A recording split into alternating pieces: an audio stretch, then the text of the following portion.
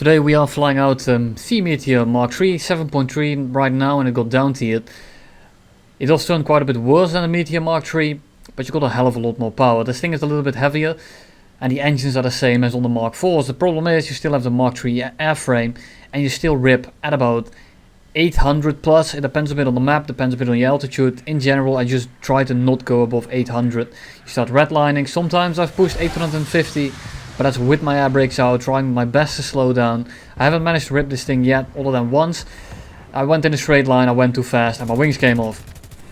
So you do want to be careful of that. The other thing you want to be careful of is that stuff like the F80s, the 262s, the R2Y2s, a lot of them run min fuel and they will actually outturn you. Of course, in a prolonged dogfight you will still win. You're still a Meteor, you turn very well, you have a lot of power, but these planes are a bit lighter and they will outstall you in that kind of sense, where they will pitch up after you. You're still going a little bit faster than them and they will cut inside of your loop and they will try to shoot you down. And sometimes they will one-shot you. The other time you're gonna tank everything because you're a Meteor. This damage model is in general pretty forgiving in the sense of that you can mostly RTB or limp back to base. In a way you can probably limp a very long time, but you're not very combat effective anymore because this thing still doesn't like damage, even though it takes a lot of punishment before it actually goes into the ground. So you can keep this thing in the air for a long time, but you're not going to be doing very well in terms of engaging other people. Your main enemies are actually the jets that are faster than you. Stuff like the F80C, the R2Y2 is actually very annoying, and the Horten is as well. The Italian Vampire is probably your biggest threat in this thing, as it's highly maneuverable, and especially in the roll department, because this roll does compress quite a bit. So I'm going to be starting off with engaging this Vampire, because in the end he's going to be the biggest nuisance in the long run. If I try to dogfight any of these 262s and that Vampire is near me, I don't want to fight that. I want him out of the match as soon as I can, so I can fight the rest. I can 3v1 262s no problem. If I have to 2v1 with a Vampire in the mix, I'm gonna have a problem. That thing is actually faster than me. It turns just as well as me, if not better. It does have very good acceleration. So, and the roll, it's just the roll kills this thing, because you can't really get your guns on target when you're going 750 and someone rolls out of the way. You still got 4 Hispanos, you got 780 rounds per gun, which is, per gun, bruh. You got 780 rounds, which is more than sufficient, but they're still Hispanos. So sometimes you'll have that you need to hit a lot of rounds, and right here I'm just abusing my energy retention as well as my acceleration. Then I use my flaps a little bit to turn back over. Don't use them too fast because they rip off rather quickly, and you can see that I have a lot more energy than him. I'm above him, quite a bit above him, and I'm already catching him before he even reaches the ground. I start shooting a little bit, and this time the Hispanos smiled upon me and I got a one shot. Normally, especially with something like a Vampire, the twin boom planes, the planes with the two weird rudder things, in general are pretty tanky because you can't really shoot the tail off, and you mostly can only kill either the engine, the pilot or the wingtips, or you can of course shoot the elevator itself off, but you can't really break the tail off. So that makes it sometimes a little bit annoying to hit, a little bit annoying to kill. This time I got pretty lucky. 262 tries to go vertical. It's the A1U1, which is the squadron variant, which is actually worse in the flight characteristics as a normal A1, because the nose is quite a bit heavier, and that's because it has 6 of those cannons in the nose. Get a little bit of hits, get a little bit of grip. Careful to not die in the flat spin there. And that's kill number 3. 262 above me, not really a problem. I'm going 750 here, so I should be able to get a little bit of altitude here before I start leveling out, because the higher we go when he's diving on me, the less energy he will build up in that dive, and the slower he goes, the better it is for me. And we pitch up, we go up after him, but you can very quickly see that even though the 262 is a completely inferior plane, he's going to outrun me no problem.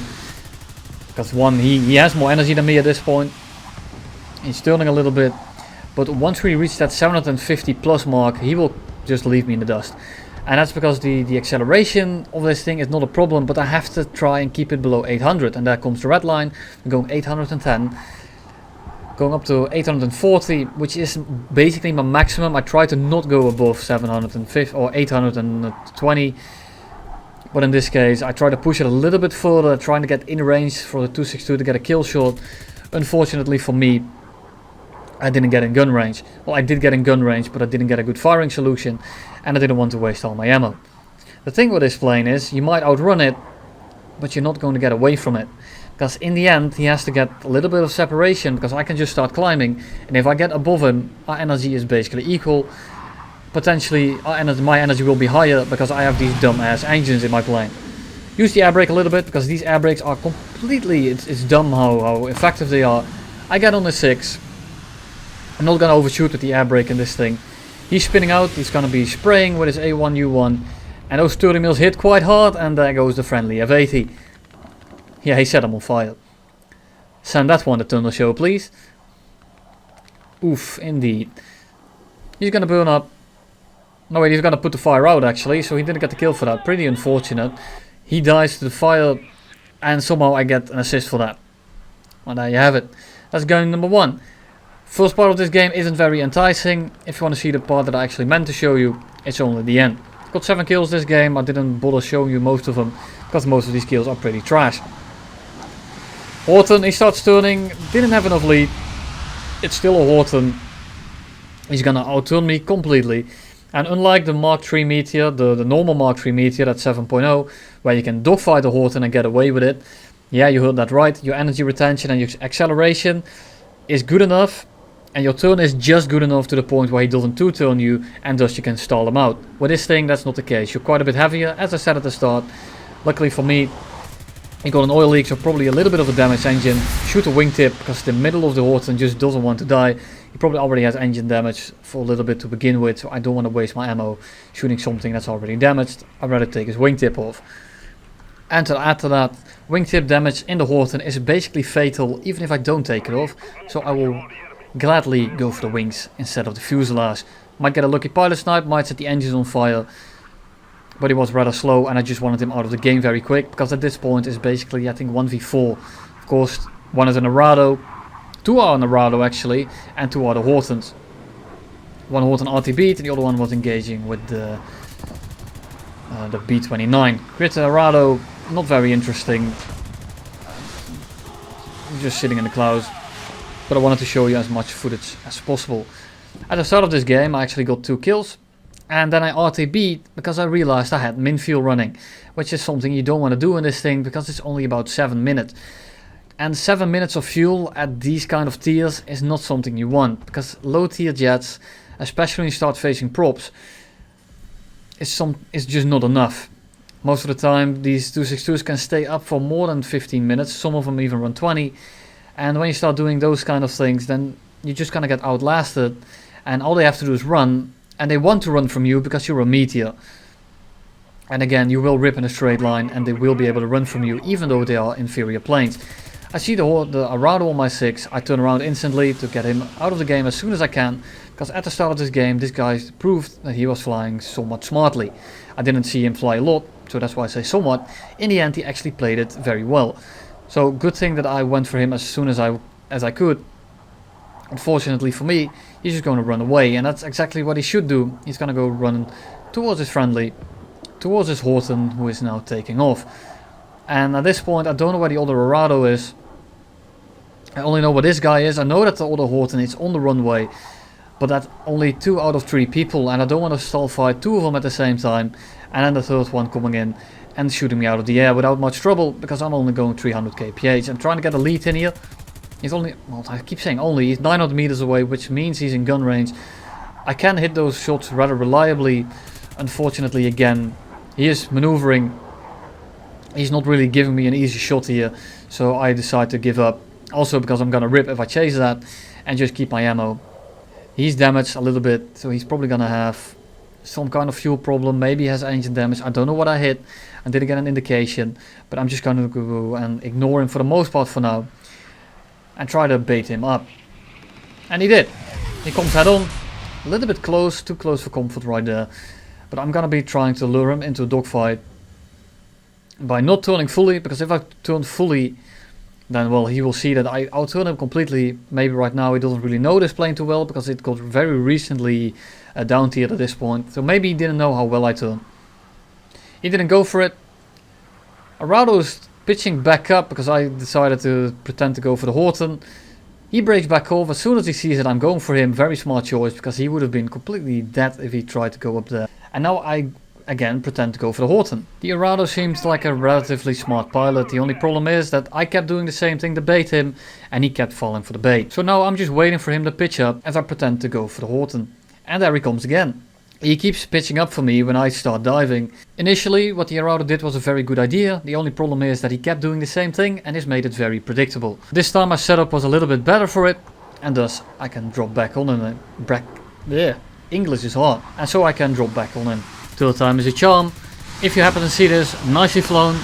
But try to switch up your tactics a little bit if you notice they aren't working. In your defense, you probably were a bit desperate considering you are in a crit Arado and you're fighting a Meteor Mark.3.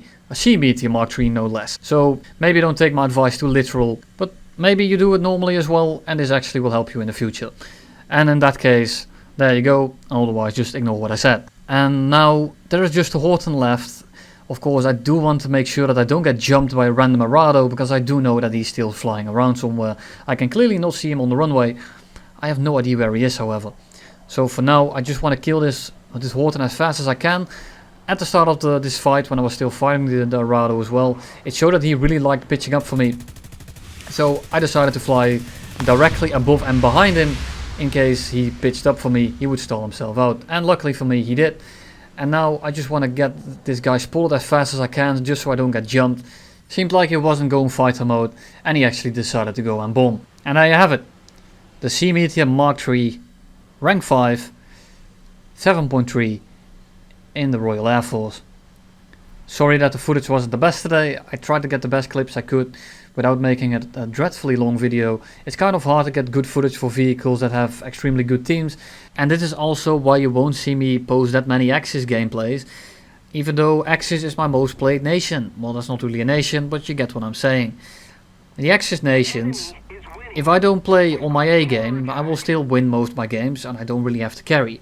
If I fly in the Allies, especially like 4.0 Americans, I will really have to play the best as I can, otherwise I will end up with a 50, maybe 60% win rate. With the Germans, I can fly with one hand up my ass and I will still get 75 to 80% without much trouble. And it's mostly all like 1 to 2 kill games, and no one really cares about those, because maybe I'll get a 1v1, but mid 1v1 another teammate will come in because our team outnumbers them 1 to 2.